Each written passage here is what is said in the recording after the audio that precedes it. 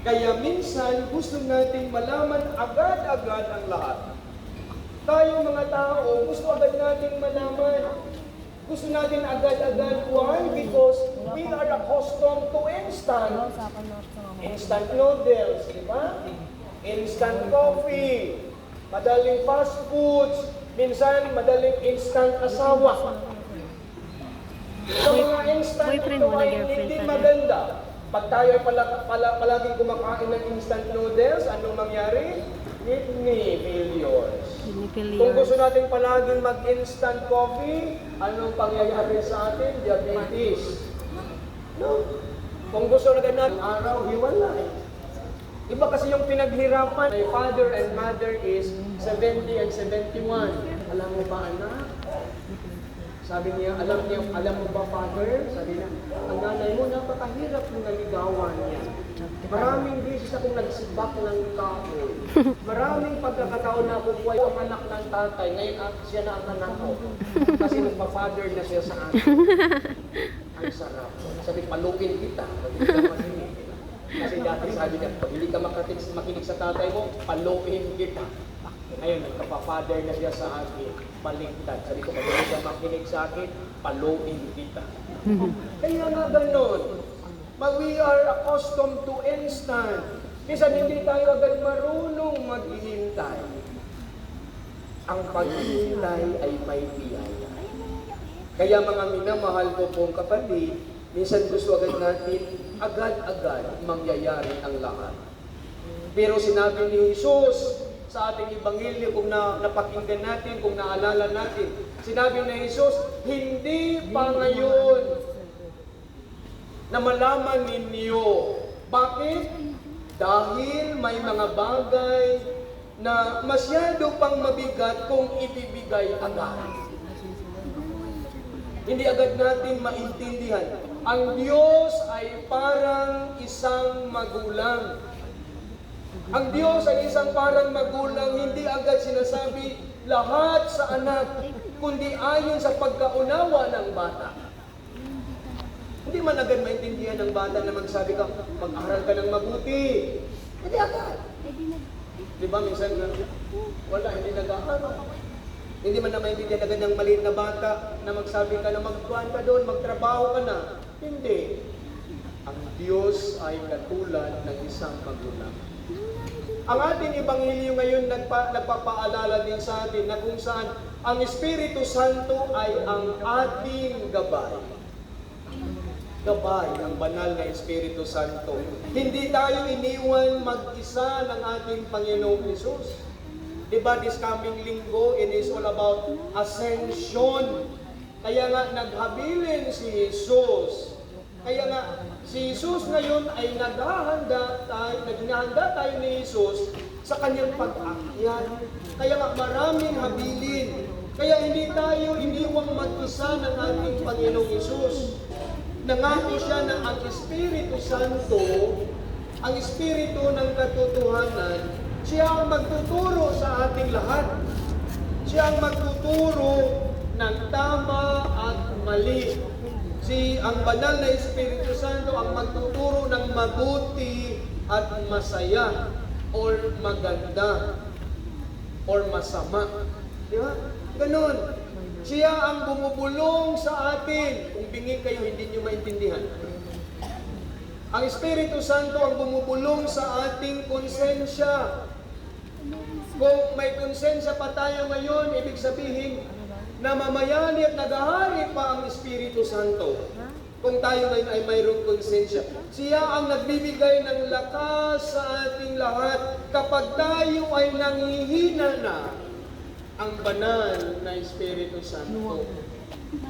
Siya ang nagbibigay lakas.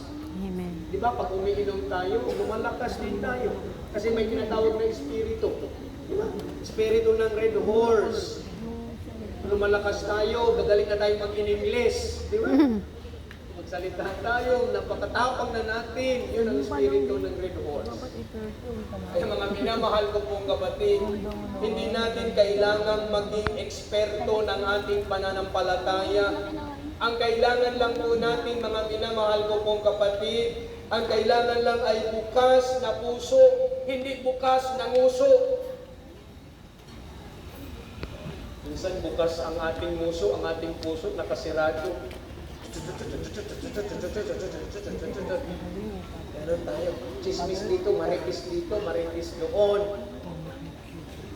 Ganon. Si Jesus nagpapaalala sa atin na kailangan nating buksan ang ating mga puso, hindi ang mga nguso. At handang makinig sa Kanya. Makinig sa Diyos. Minsan, tahimik ang tinig ng Espiritu Santo. Tahimik ang tinig ng Espiritu Santo at kailangan natin, kaya nga kailangan nating manahimik. Diba? Kailangan tayong manahimik din para marinig ang Espiritu Santo. Kaya nga mga nanay, please, manahimik kayo minsan. Huwag kayong palaging parang Armalite. Parang minsan sabi ng mga anak, narinig ko, "Nanay, parang sirang plaka ka na." Ganon. Ang tinig ng Espiritu Santo ay tahimik, kaya dapat din kailangan tayong manahimik. Pangatlo, ang ating Ebanghelyo ngayon nagsasabi sa atin na ang katotohanan galing sa Diyos ay nakapagbago sa ating lahat. Sinabi ni Jesus, kung narinig natin, naalala natin sa ating Ebanghelyo, ang Espiritu ay luwalhati sa akin. Ibig sabihin, mga minamahal ko pong kapatid, ang Espiritu Santo ay laging nagtuturo kay Kristo. Tinuturo niya palagi si Jesus. Minsan, tama naman din talaga. Minsan, di ba, tayo pala, kung nagdadasal tayo, palaging Ama, palaging Hesus Kristo, walang Espiritu Santo. Pero remember, ang Espiritu Santo ay Diyos. Di ba? Sa ngalan ng Ama, ng Anak, ng Espiritu. at ng Espiritu Santo. Hindi lang sa ngalan ng Ama, ng Anak, Amen. Wala. Mayroong Espiritu Santo. Ang Espiritu Santo ay laging nagtuturo kay Kristo. Tinuturo niya si Kristo. Kung may naririnig tayong mensahe na nagtutulak sa atin na magmahal, no, kung may naririnig tayo, kung may nagbubulong sa atin about pagmamahal, pagpapatawad, o pagsakripisyo, malamang iyon ay galing sa Espiritu Santo. Ang mga bagay na iyon. Amen. Kaya nga tingnan niyo ang katabi ninyo. Sabihan niyo, magmahal ka na. Magmahal ka na, magmahal ka na. Mahal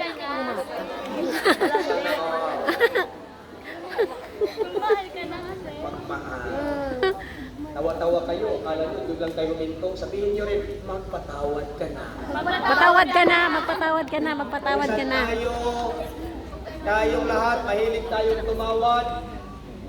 Mahilig tayong tumawad sa palengke, pero hindi tayo marunong magpatawad. Yan ang katotohanan. Pagpunta sa palengke, gusto natin parating yan eh. Patawad na, tawad. Ang humingi ng tawad ay hindi marunong magpatawad. Kaya nga mga minamahal ko po kapatid, kayo ngayon, kung marunong kayong humingi ng tawad, dapat magpatawad ka. Mga minamahal ko po kapatid,